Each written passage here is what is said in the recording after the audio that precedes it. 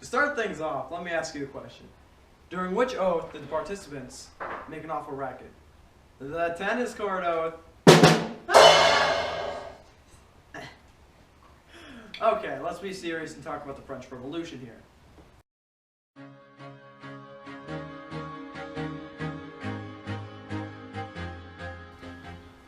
Due to the loss of the 7-Year War and funding of the American Revolution, France is in a huge debt at this point.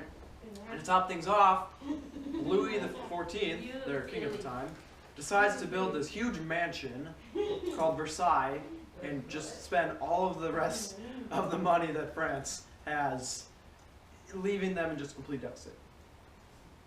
Now, kind of along the lines then, Louis just goes Louis XIV goes on, the different heirs pop up like his heirs. Then comes along Louis XVI, and he's like 15 at the time, he's a little prince.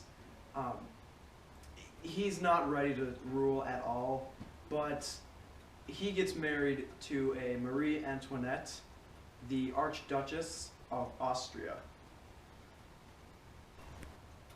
Louis XVI is king, and his wife Marie is queen. Now, at this time, well, later on in time, after they become king and queen, like I just said, France is poor. They're not doing so good financially to start out with. But then there is a hailstorm of 1787, 1788 that then just leaves them in ruin. It wipes out all their crops, that takes out their staple food, which is bread. So they are now moneyless and foodless, which is not a good combo. They don't have money to buy food, and they don't have food to buy with the money that they don't have. They're hungry, they're poor, and now the Estates General. Now the Estates General is where the king, King Louis XVI, decides to take all the 3 states of his country, put them together, and then they get a say in government. It's kind of like a little parliament. No monarch in this country has done this in like 175 years, but he does this to discuss matters of his country, and this is, yes, I suppose, good, if not the third estate is 97% of the population. So the first 2 estates, like the first being clergy, the second being nobles, and then the third being everyone else, the commoners, the first 2 estates want something, and then the third estate doesn't. They all get 1 vote, so it's like 2 to 1. So that means that the 97% now has to deal with it. So it's very unfair. The people of France are getting angry. They're like, we're hungry, we're poor, what else could go wrong? Alright, we have no say in government. They're getting pushed over the line. During this Estates General, when they're not being represented like they really should, the third estate decides, oh, we're going to just leave you guys because you're not helping us, and we're going to start our own assembly, and we're actually going to represent the people. King Louis didn't like this, so now when they were at like a break during this Estates General, he locked the doors on the third estate. So they're like, oh, well, we don't have a place to assemble. Oh no. They finally found a room, which was actually a tennis court, and decided to swear in the famous tennis court oath, which is essentially saying that it's just like, oh, we're not gonna stop until we have what we want.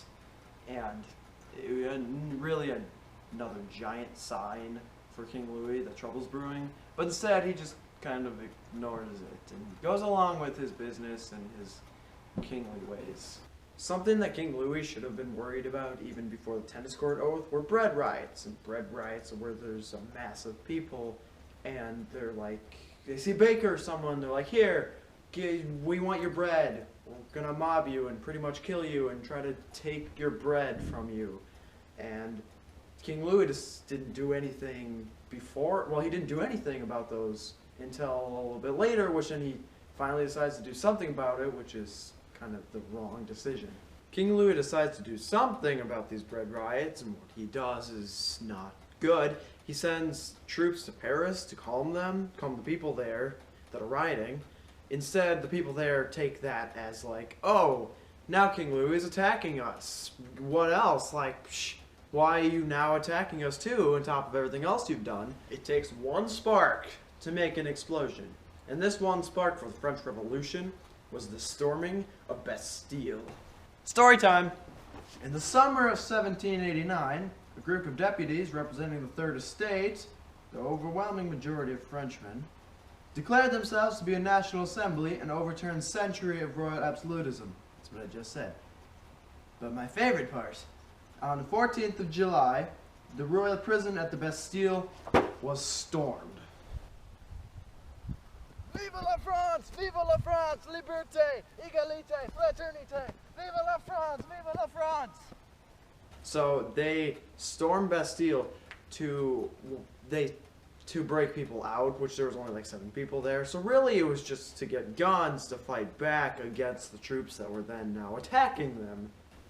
As in anything of history, there are always people who have different viewpoints of this. And in this case, I'm talking like the radicals versus the conservatives, and then you have the moderates in the middle.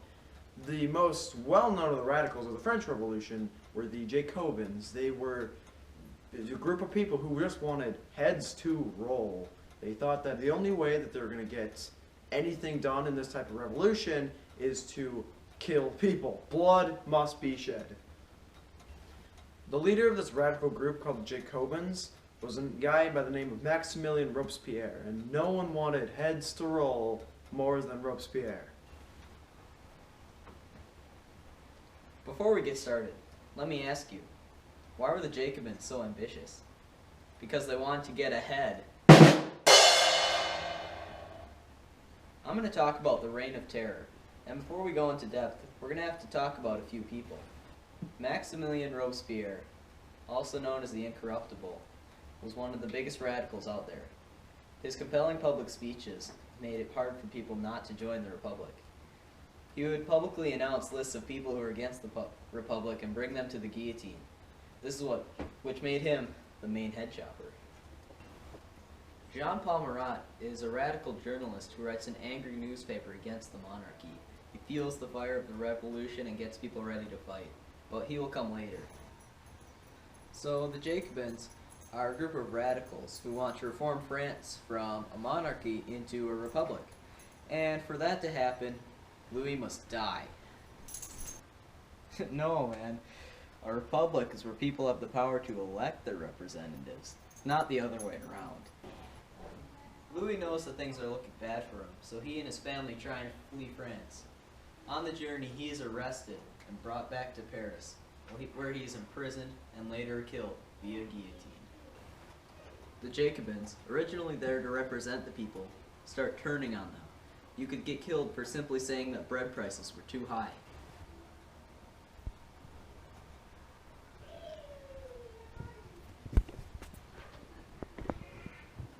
You know, I don't know if I like where this republic is going. Oh no, I didn't mean it! Now back to Marat. Robespierre goes to a conference claiming that he has a list of enemies of the Republic, but cannot release them until the next day. Everybody is scared that they might be on this list, and Marat feels that Robespierre should die.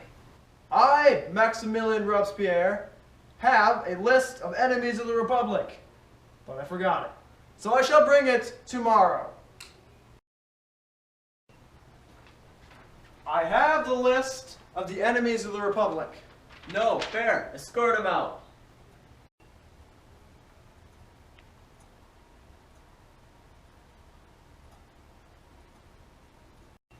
Fine, I'll do it. No! No! After Robespierre's death, the revolution starts to die down. Weak little government started to Weak little government started to Weak little governments started to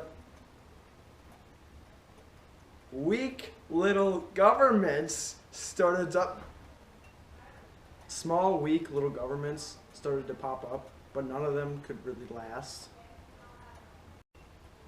Then comes in Napoleon Bonaparte.